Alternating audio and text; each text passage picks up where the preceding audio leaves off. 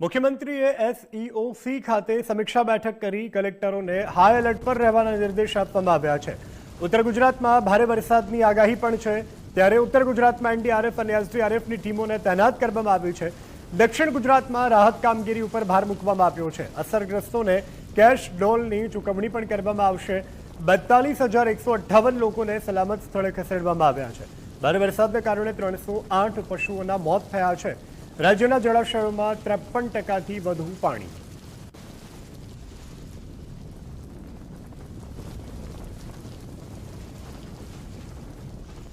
તો આજે મુખ્યમંત્રીની આ મહત્વપૂર્ણ બેઠક હતી। સમીક્ષા બેઠકમાં કલેક્ટરોને હાઈ એલર્ટ પર રહેવાના નિર્દેશ આપવામાં આવ્યા છે।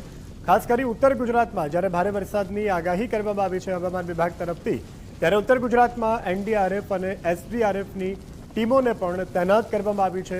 દક્ષિણ ગુજરાતમાં રાહત કામગીરી ઉપર ભાર મૂકવાની પણ આ સમીક્ષા બેઠક દરમિયાન મુખ્યમંત્રી ભૂપેન્દ્રભાઈ પટેલે વાત કરી છે।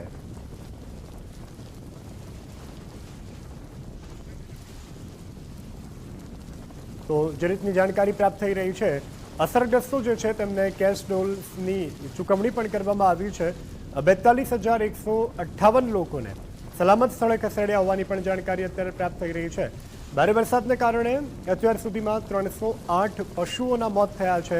રાજ્યના જળાશયોમાં હાલ 53%થી વધુ પાણી છે। ત્યારે રાજ્યમાં જે પ્રકારની પરિસ્થિતિ છે, ભારે મેઘ ખાંગા થયા છે અને સ્થળ ત્યાં જળની સ્થિતિનું નિર્માણ થવા પામ્યું છે। દક્ષિણ ગુજરાત હોય, અમદાવાદ હોય કે સૌરાષ્ટ્રના અનેક ભાગો, કચ્છમાં પણ ગતરોજથી જ મેઘરાજા જ્યારે ધડબડાટી બોલાવી રહ્યા છે, ત્યારે હજુ આગામી દિવસોમાં ઉત્તર ગુજરાત માટે જ્યારે ભારે વરસાદની આગાહી હવામાન વિભાગ તરફથી કરવામાં આવી છે, ત્યારે કોઈ પણ પ્રકારની પરિસ્થિતિને પહોંચી વળાય તે માટે મુખ્યમંત્રીએ આજે એસઈસીઓ ખાતે બેઠક કરી હતી। આ સમીક્ષા બેઠકમાં તમામ અધિકારીઓ પદાધિકારીઓ ઉપસ્થિત રહ્યા હતા અને મુખ્યમંત્રીએ રાજ્યના તમામ જિલ્લાના જે કલેક્ટરો છે તેમને ત્વરિત કાર્યવાહી કરવા માટે અને હાઈ એલર્ટ મોડ પર રહેવાની સૂચના આપી છે।